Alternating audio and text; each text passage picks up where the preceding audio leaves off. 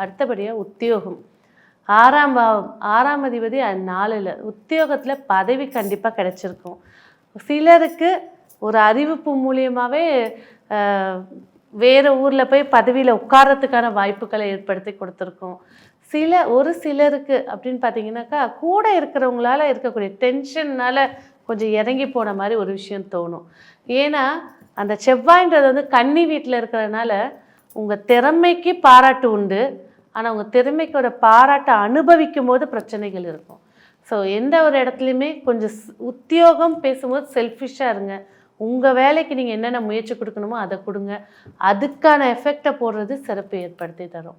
சரி, நான் இந்த நேரத்தில் உத்தியோகம் மாறலாமா இந்த மாதம் அப்படின்னா கண்டிப்பாக அவாய்ட் பண்ணிடுங்க. இருக்கிற உத்தியோகத்திலே சைலண்ட்டாக போயிடுறது நன்மை. இங்கே பிரச்சனைன்னு போய் அங்கே ஒரு 2 பிரச்சனை ஜிங்கு நிற்கக்கூடாது.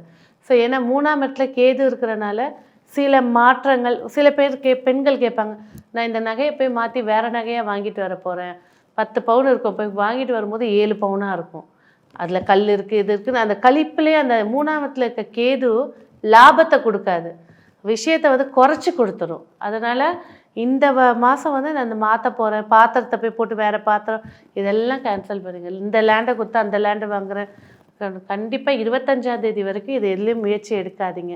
அதுக்கும் மேலே ரொம்ப முக்கியமாக எடுத்தாகணும் அப்படின்னா ஜாதகத்தை பார்த்துட்டு முடிவெடுங்க.